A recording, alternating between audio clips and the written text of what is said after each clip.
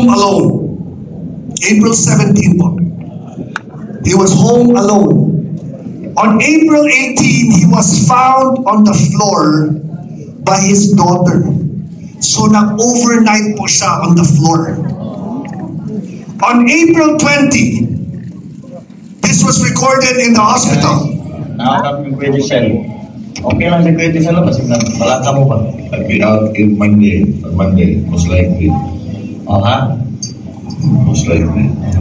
His right arm and his right side of the body cannot move. Kung tanong mo si Garillo, kung tanong mo dahil ang stroke is real. Stroke is real. That's what he said. Hindi yung tanong tarang baboy.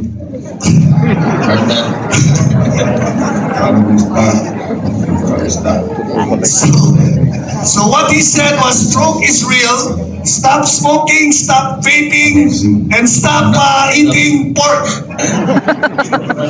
This is April 20 of this year. Okay guys. Okay? Monday. On May 6, his first Iteracare session at the hospital. By the way, that's my brother who's doing the therapy. The one that played guitar in the invocation. He has been doing this for 30 minutes or more a day, focusing on the spine and head. Still paralyzed, right side. This is May 6. May 24. May 24, he starts walking, but he still cannot move his right arm. Okay, the doctor was saying, do you want to go to the mall?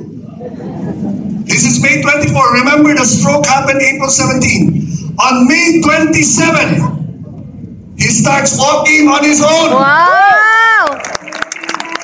Walking on his own. He's starting to lift independently his right arm. On May 30th, he starts fiddling the guitar. Diba sabi, mag-mall ka na ba? Well, on June 11, he starts walking in the mall. June 11, he starts walking in the mall. Amazing. And by the way, this person is very athletic. He plays basketball, no? So it made his heart break when he got the stroke, because he lost the opportunity to play something that he loved the most. But on June 16, he starts dribbling the ball. He cannot play yet, but that's a big progress. Remember, April 17, June 16, April, May, June. 2 months. Ladies and gentlemen, this person with this amazing testimony is here with us today. Wow! Join me in welcoming a friend that me and my family consider as a member of our family. A known composer and arranger, and one of the best guitar players in the country. From the band that brought us the song, Tuloy Pa Rin. Put your hands together for the lead guitarist of the band, Neo Colors, Mr. Giselle Jimenez!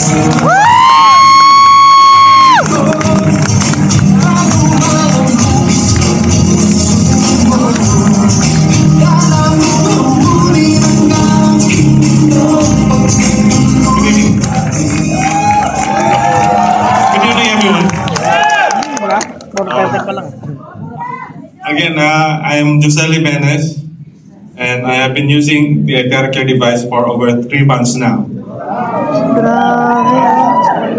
That's what your GM, my good friend PJCC, had said. I suffered a stroke last April.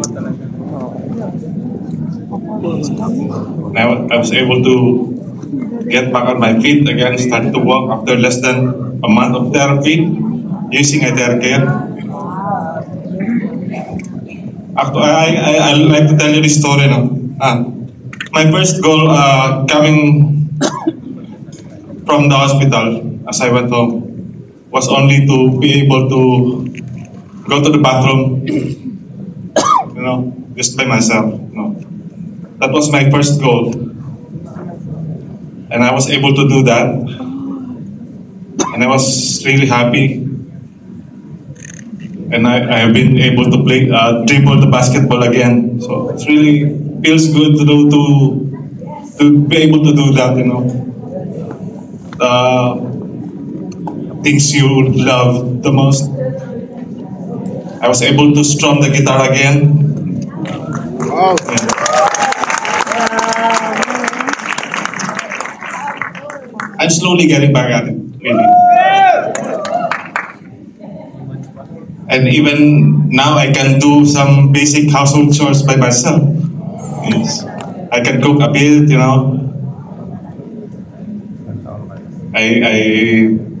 I can bake myself. So those simple things are really, when you are a stroke victim, it's really hard, But when you can do it on your own, you feel good. So you get uplifted, so absorbed. So those miraculous improvements really would have not been possible without our Lord, of course. Raising me with my friendship with GM, PJCC, his brother, Pacholo, who extended their help to me when I needed it the most, actually. And as my body gets stronger, my next goal is to get back into playing music again with my band. It's one of my next goals. And also to be able to eat freely what I want. Because it's really hard not be able to do the things you do,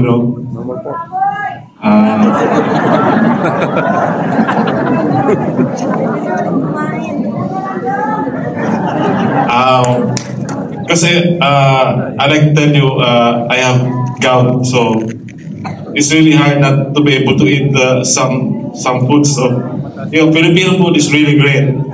I tell you that. It really is. Mismo.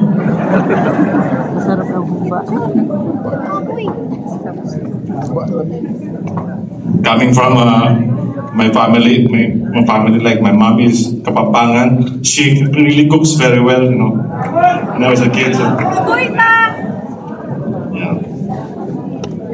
So, I believe in the power of this device to heal.